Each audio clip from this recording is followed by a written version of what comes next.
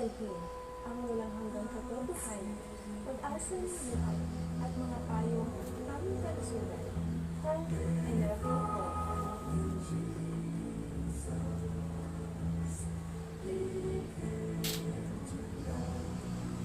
Magandang hapon po sa lahat ng mga nakikinig sa Radyo Bandera at lalo tigit sa ating mga kaibigan na nanonood sa Facebook Live. Ito po ang inyong kaibigan, Pastor Lord Villardelli ng Seventh-day Adventist Church.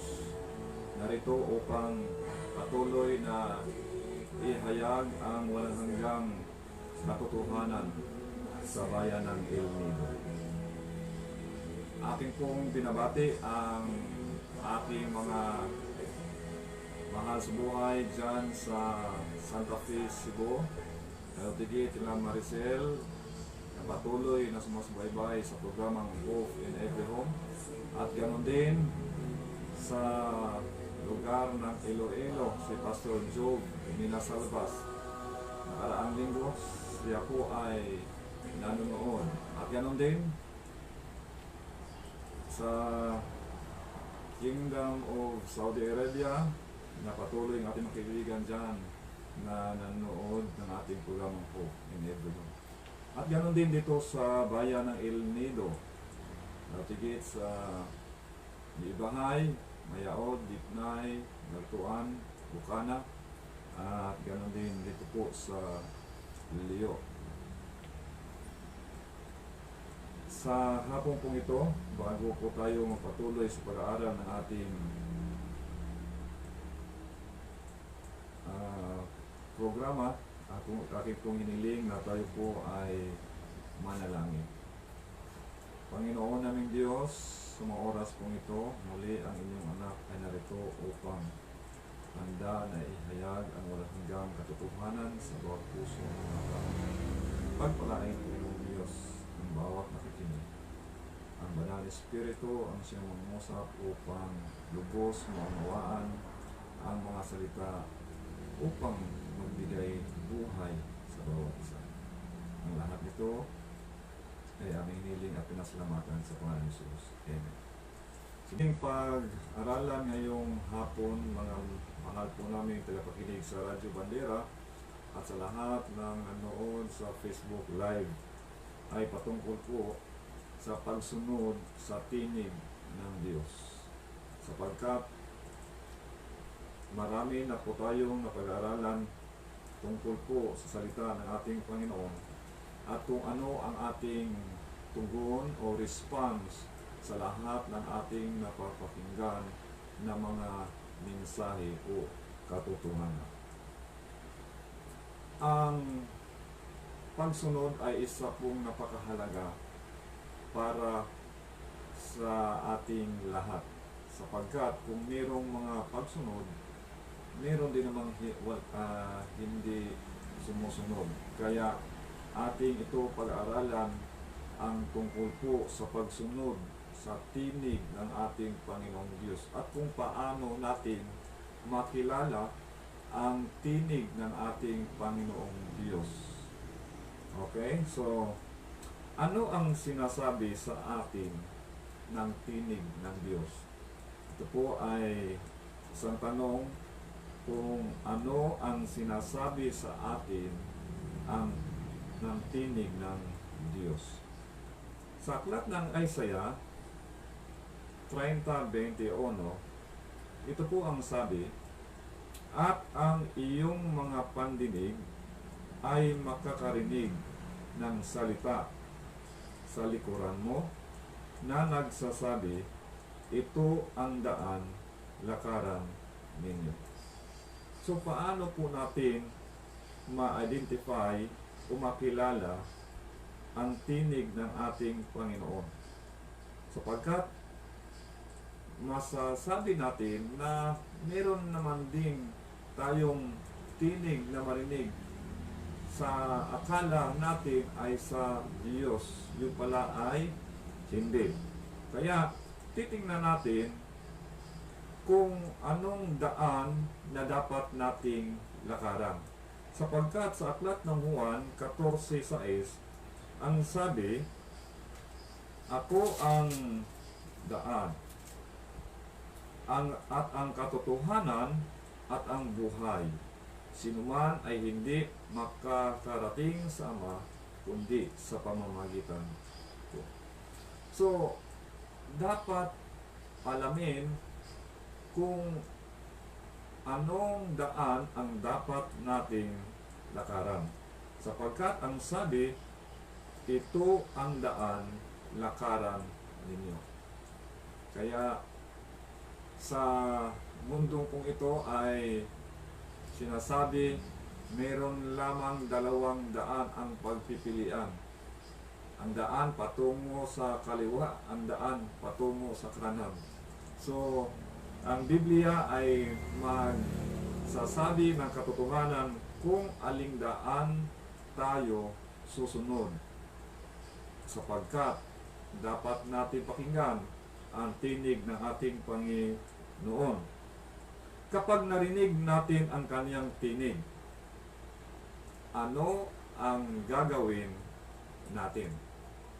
So, inyo bang na experience na kayo ay nakakarinig ng tinig na kung saan ay para bagang hindi kayo mapapalagay or merong nagbulong sa inyo na kung saan ito ang nagturo sa inyo upang baguhin ang inyong buhay.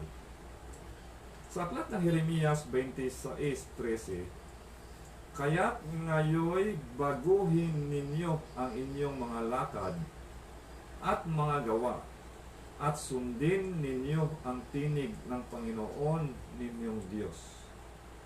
At babaguhin ng Panginoon ang kanyang isip tungkol sa kasamaan na kanyang ipinahayag laban sa inyo. Ano ang sinabi ng ating Panginoon? Na baguhin natin ang ating mga lakad. Ano po ang ibig sabihin ng ating mga lakad? Ito po ang pamamaraan ng ating buhay.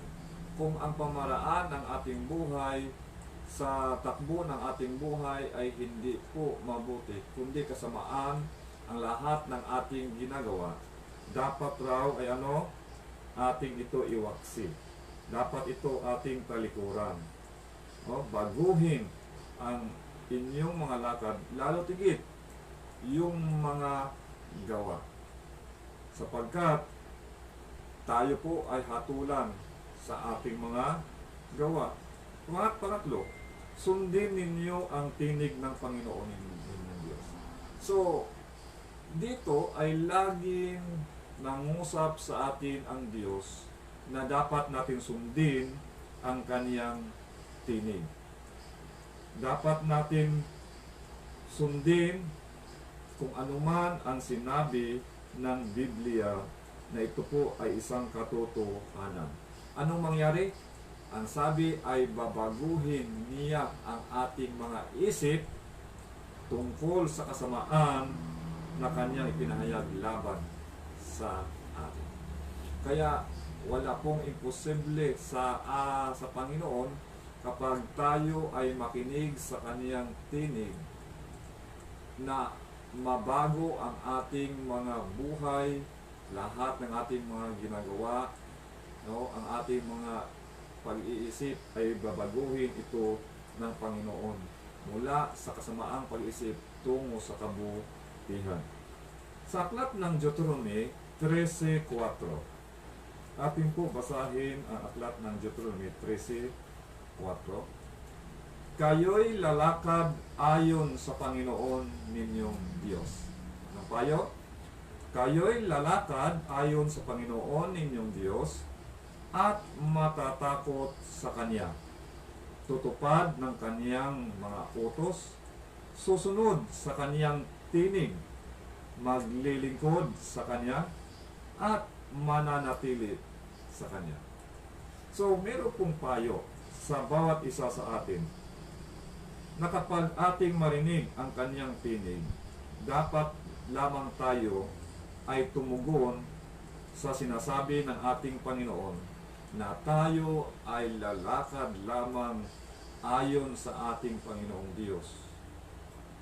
Mayroong pagkatakot sa Kanya, mayroong pagtupad sa Kanyang mga utos, at kailangan sundin ang Kanyang tinig, maglingkod sa Kanya, at mananatili sa Kanya. Wow. Ito po na ating makilala ang tinig o ang daan ng ating Panginoon na dapat nating lakaran.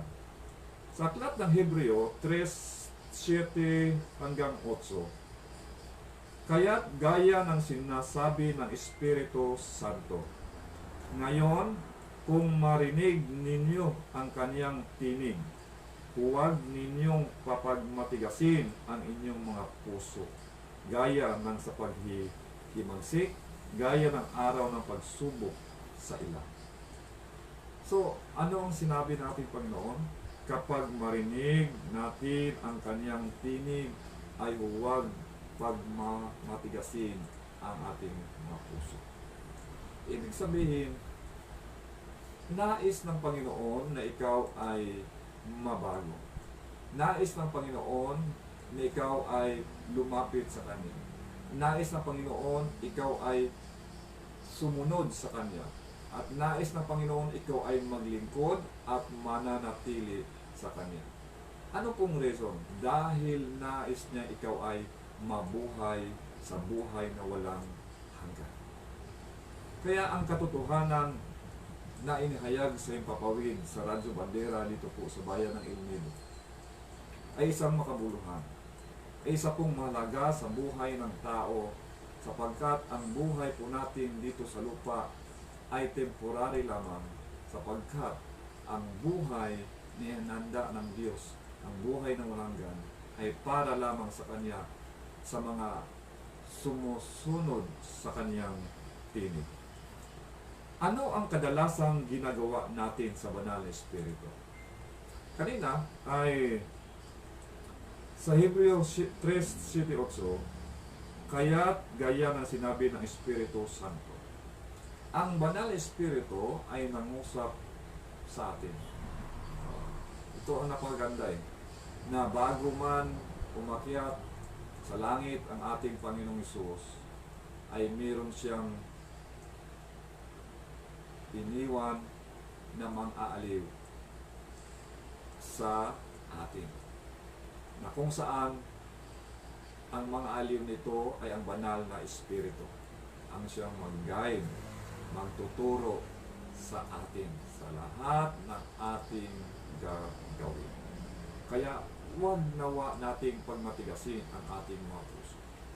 Once na tayo ay ating pong marinig ang bulong ng Banal na Espiritu, na tayo ay ituro sa katotohanan, ituro sa tamang daan na dapat nating lakaran, dapat natin buksan ang ating mga puso at sundin ang ating Panginoon. Ano ang kadalasang ginagawa natin sa Banal na Espiritu? So, meron kaya tayong ginagawa? So, titingnan natin kung meron ba. Sapagkat ang Biblia lamang ang magpapatotoo nito kung ginawa din po ba natin ito. Sa Gawa 7:51, ito po ang sabi, kayong matitigas ang ulo. Itong matitigas ang ulo ay naroon din sa 2 Timoteo 3:1-5. Kayong matitigas ang ulo at hindi tuli ang puso't mga tainga, kayo'y laging sumasalungat sa Espiritu Santo. Kung ano ang ginawa ng inyong mga ninuno, ay gayon din ang ginagawa ninyo. So, malinaw na sinasabi na kung saan si Apostol Pablo nagsabi na kayo mga matigas ang ulo, laging sumasalungat sa bulong ng banal na Espiritu. Kung bakit nasabi niya? Dahil po ang kanilang mga ginagawa ay laban sa ating Panginoon. At alam naman natin ang kabutihan, pero ang ginagawa pa rin ay salungat doon sa sinasabi ng ating Panginoon. Bakit po binabanggit? Ito po ay mga ninuno o sa mga magulang. So basahin po natin ang aklat ng mga Ezekiel, Kapitulo 20, versikulo 18 hanggang 20. At sinabi ko sa kanilang mga anak sa ilang, huwag kayong lumakad sa mga tuntunin ng inyong mga ninuno. Okay? Ito po ay isang utos na sinasabi, huwag kayong lumakad sa mga tuntunin ng inyong mga ninuno, o sundin man ang kanilang mga batas, o dungisan man ang inyong sarili sa kanilang mga Diyos-Diyosan. Sapagkat nakita na ang ginagawa ng mga magulang at mga ninuno ay laban sa ating Panginoon. Kaya't mayroon pong utos na sinasabi na huwag kayong lumakad sa mga tuntunin na iyan. 19, ako ang Panginoon na inyong Diyos. Nagpakilala ang ating Panginoon sa kanila, sa bayang Israel, na kung saan ang sabi niya, lumakad kayo sa aking mga tuntunin. Lumakad kayo sa aking tuntunin at maging maingat kayo sa pagsunod sa aking mga batas. Napakagandang mensahe na binigay ng Diyos sa kaniyang bayan, na kung saan ay huwag niyang gusto na ang kaniyang bayan ay makagawa ng kasamaan laban sa kanya. Kaya mayroon siyang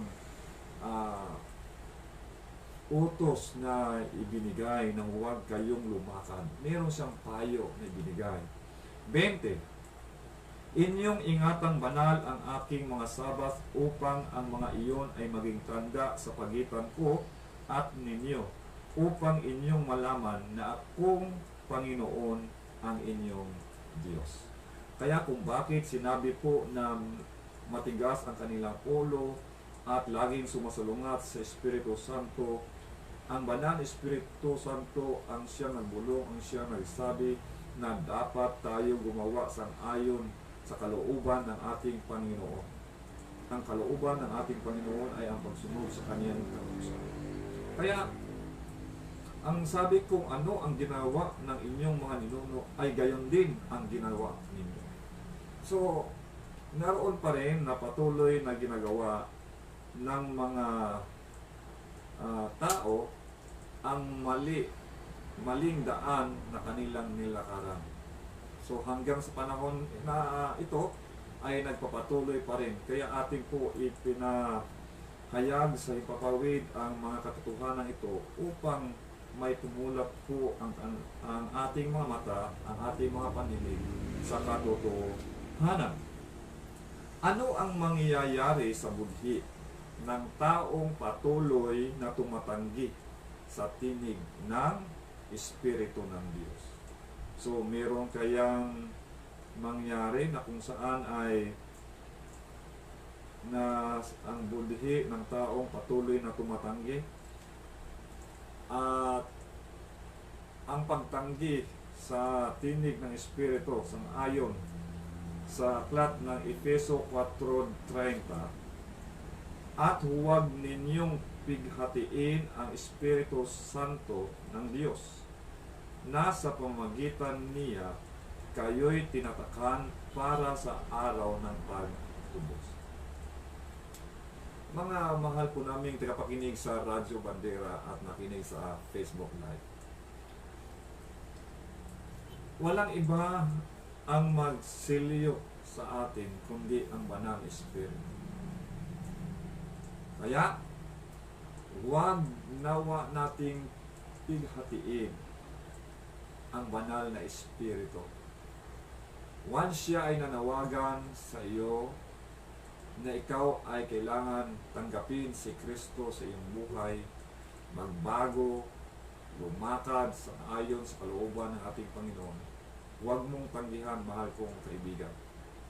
Sapagkat ito po ay laban sa Espiritu kapag iyo pong ito tanggihan. Bakit hindi natin dapat pilihatiin ang banal na Espiritu?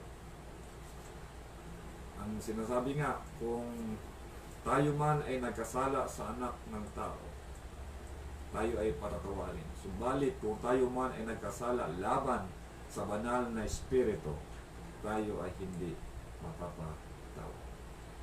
So, yun po ang salita ng ating Panginoon. Kaya, ang banal na Espiritu ay nangusap sa iyo sa araw ito na dapat natin pakinggan ang kaniyang tinig. Sapagkat, ang sinabi nga sa talata, nasa pamamagitan niya, ito ay tumuturo sa banal na Espiritu, kayo'y tinatakhan para sa araw ng pagtubos. So, walang dahilan na tayo ay hindi maligtas kung hindi natin pakinggan ang tinig ng ating Panginoong Diyos. So kaya, sino pa naman ang ayaw maligtas? Kundi tayo naman din lahat. Ang layunin sa programang ito ay ilapit ang tao sa ating Panginoon. Tanggapin ang kaniyang mensahe at tanggapin ang ating Panginoong Jesucristo. May pagkakataon ba ang Espiritu ng Diyos ay titigil sa pagkilos sa mga tao? Sapagkat ang sinabi nga na nag-aantay lang ako sa banal na Espiritu. Nag-aantay yun mga mahal po namin ng kaibigan, mga pakinig sa Radyo Bandera at sa mga noon sa Facebook Live, na kung saan dapat natin pakinggan ang tinig ng ating Panginoon ng banal na Espiritu, na sinasabi nga si Genesis 6:3, ang aking Espiritu ay hindi laging mananatili sa tao. Once na pighatiin natin yung banal na Espiritu, gumagawa tayo ng kasamaan na laban sa Panginoon, hindi na yun manatili sa atin ang banal na Espiritu. Ang banal na Espiritu ay manatili lamang kapag tayo ay sumunod sang-ayon sa kalooban ng ating Panginoon. Sa lahat ng ating ginagawa ay mabuti, ay sang-ayon sa ating Panginoon. Kaya yun ang napakaganda. Sa araw-araw tayo ay binago ng banal na Espiritu. Hindi lamang sa panahon na tayo ay tumanggap sa ating Panginoon Jesucristo, na tayo ay nabagi na ang tuloy-tuloy. Ito po ay araw-araw dapat natin hilingin ang banal na Espiritu ay manatili sa ating buhay. Sapagkat tayo, ang ating mga puso't isipan ay makasalanan. Makasalanan sapagkat sa ating mga nakita, sa ating mga naisip, sa ating mga damdamin ay kasamaan. So kaya mga ginigiliw ko namin tagapakinig sa Radyo Bandera at sa mga nakinig sa nanonood sa Facebook Live, ang Espiritu may panahon din na aalis siya sa atin. Hindi siya manatili sa atin. So bago po ako magpapatuloy, ating tawagin po si Kim Gumunod. Ito po ay anak ni Brother Gilbert Gumunod and Sister Rochelle. Umula po sa Baratuan, El Nido, Palawan. So, atin po pakinggan ang mensahe ng awit.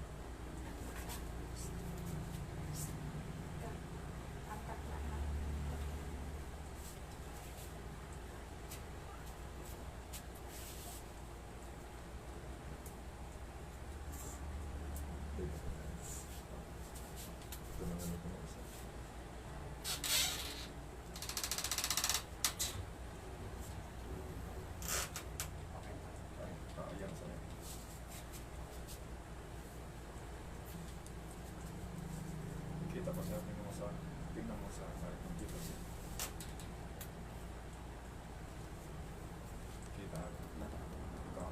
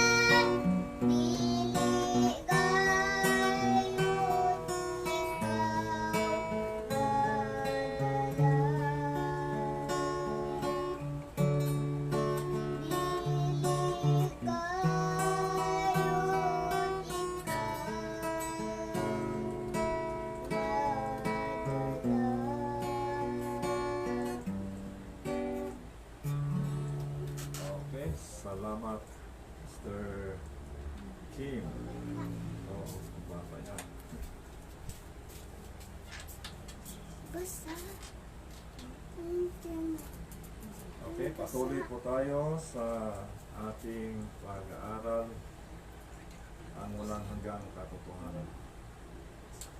Kaya mga mahal po naming tagapakinig sa Radyo Bandera at nanood sa Facebook Live na kung saan ang banal na espiritu ay may pagkakataon din na ito ay titigil sa pagkilos ng tao.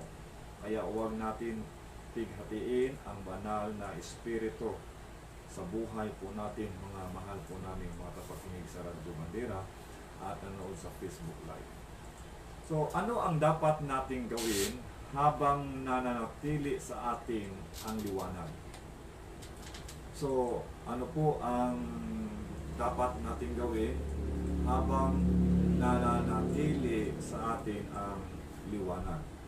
Sa aklat ng Juan 12:35, kaya't sinabi sa kanila ni Jesus, ang ilaw ay kasama ninyo ng konti pang panahon. Okay? Kayo'y lumakad habang nasa inyo ang ilaw, upang huwag kayong abutin ng dilim. Ang lumalakad sa dilim ay hindi nalalaman kung saan siya tutungo. Tama din naman.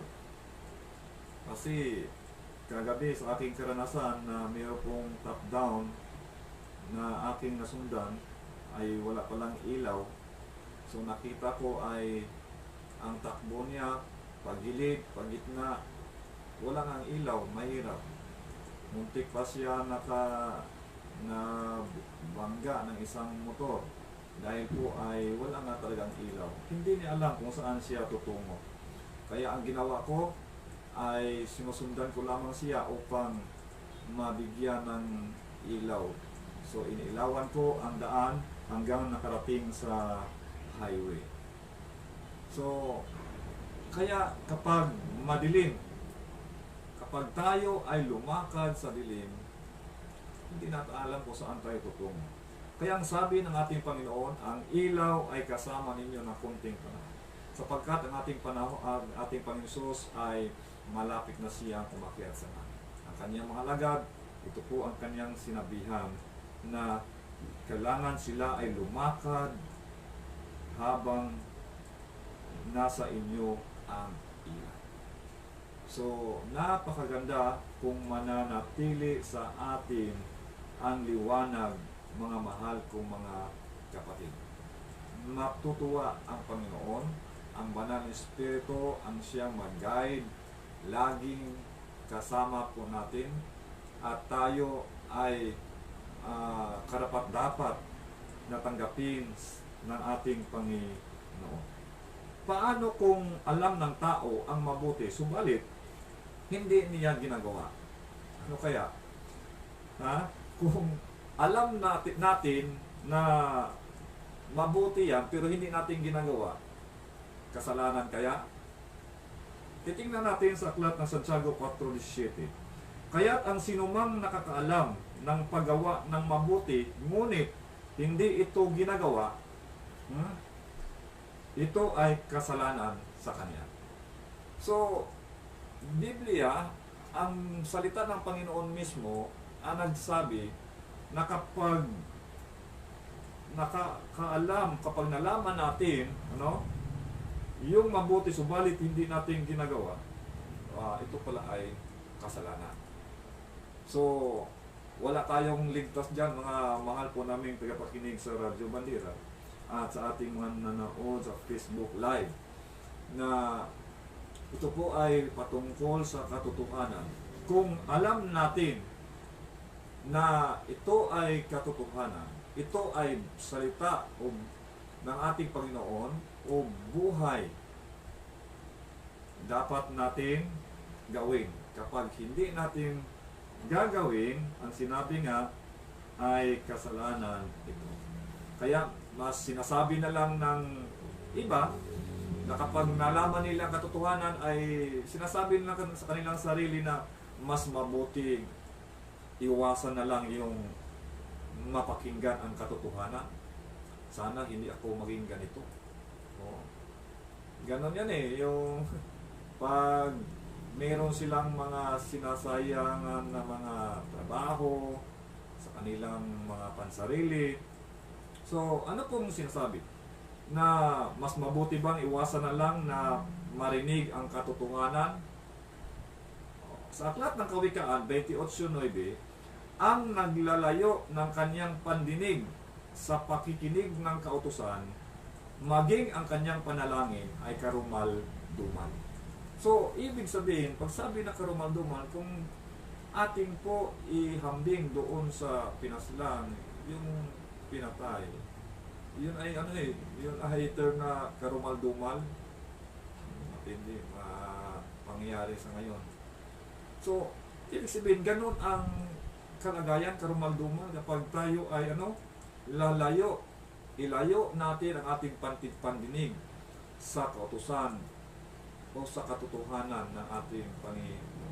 So, ibig sabihin, ang sabi raw, ang ating mga panalangin ay karumal-dumal. So, kailangan pala na kapag alam natin ang katotohanan, ito'y mabuti, dapat natin gawin. Sundin at tanggapin ang ating Panginoon. Ano ang dapat natin gawin kapag nagsasalita sa atin ang Espiritu? Okay? So ito po ay napag-aralan kanina, yung tungkol sa Espiritu, na huwag natin pigatiin. Ang Espiritu ay may pagkataon na ito'y titigil sa atin o hindi ito mananatili sa atin. Okay? So, ano ang dapat natin gawin kapag nagsasalita sa atin ang Espiritu? Apokalipsis 3:22, ang may pandinig ay makinig sa sinasabi ng Espiritu sa mga iglesia. Ito po ay nagsalita tungkol sa 7 churches, na kung saan ay ang mismo ang banal na Espiritu na dapat pakinggan. Dapat makinig tayo sa sinabi ng banal na Espiritu, sapagkat ang banal na Espiritu, ito po ay nagsasabi ng katotohanan. I-guide ka niya sa katotohanan. I-guide ka niya sa buhay na walang hanggan. I-guide ka niya para sa ating Panginoon. Kaya, napakaganda at napakabuti kapag tayo ay sumunod sa tinig ng ating Panginoon. Kung piliin kong sundin ang Diyos, pababayaan kaya niya ako? Sapagkat may mga karanasan ang iba na kapag sila ay sumunod sa Diyos, ibig sabihin nababawasan na yung oras sa kanilang araw na kanilang mga trabaho. Instead of 7 days, nagiging 6 na araw na lang. Minsan yung mga business na nababawasan ang oras o panahon. Kaya ang sabi nga, kung piliin kong sundin ang Diyos, pababayaan kaya niya ako? Titingnan natin sa awit 37:25. Ako'y naging bata. Ito po sabi ni David.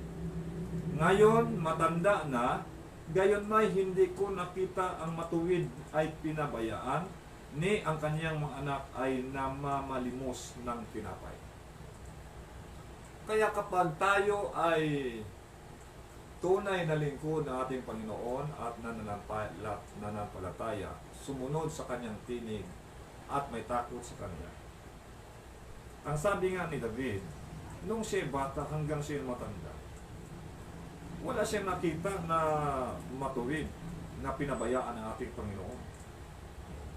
O ang anak ng Diyos ay nanlimos. Hindi yan mangyari sapagkat ang Panginoon ay gagawa ng paraan upang tayo ay Kanyang tulungan sa lahat ng ating mga pangangailangan.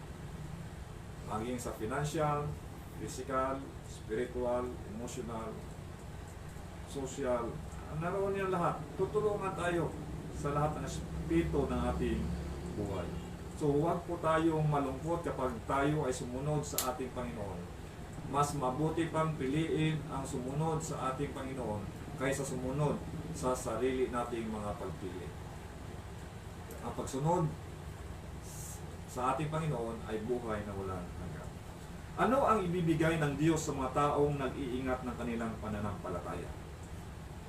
So, meron kaya na ibibigay ang Diyos sa mga taong nag-iingat sa kanilang pananampalataya? Ikalawang Timoteo 4:7-8, nakipaglaban ako ng mabuting pakipaglaban, natapos ko na ang aking takbuhin, iniingatan ko ang pananampalataya, kaya't mula ngayon ay nakalaan na sa akin ang putong ng katuwiran na ibibigay sa akin ng Panginoon na tapat na hukom sa araw na iyon, at hindi lamang sa akin kundi sa lahat din naman ng mga naghahangad ng kanyang pagpapakita. So hindi lamang kay Apostol Pablo yung putong ng katuwiran, ang buhay na walang hanggan na inilaan, kundi para din pala, sinasabi niya, sa lahat ng mga naghahangad sa kanyang ikalawang pagpaparito. Mahal po naming kaibigan na tagapakinig sa Radyo Bandera at nanood sa Facebook Live, na ang nais ng ating Panginoon sa buhay natin na ating pong dinggin, sundin ang tinig ng ating Panginoon, ang bulong ng Banal na Spirit, na huwag nating pagmatigasin ang ating mga puso. Tanggapin natin siya. Mananampalataya tayo sa Kanya. Manalig tayo, sundin natin ang Kanyang tinig, at maglingkod, mananatili sa Kanya. Sapagkat ang sinabi nga, ang Diyos ay mayroon pong ibibigay sa lahat ng mga nag-iingat ng Kaniyang pananampalataya. Sa Apostol Pablo, sabi na kung saan ang salita ng Panginoon na nakalaan sa Kanya ang putong ng katuwiran. Ganon din sa atin na mayroon pong ihanda na puto na ito po ay para sa sumusunod lamang sa Kanya. Kaya sa hapon pong ito, mga mahal po namin sa tagapakinig sa Radyo Bandera at sa nanood ng Facebook Live, na ating pong dinggin ang tinig ng ating Panginoon. Sundin po natin upang tayo ay lubos na Kaniyang tanggapin o maging karapat-dapat tayo sa Kaniyang paningin. Ang nais ng ating Panginoon na sa Kaniyang pagpahayag sa ikalawa, tayong lahat ay makasama sa langit na bayan. Kaya para po sa ating pagtapos, ating po tawagin muli si Mr. Kim para po sa panghuling awit, para po sa ating programa na po in every home ang paglalahad ng walang hanggang katotohanan sa Radyo Bandera dito po sa Bayan ng Init.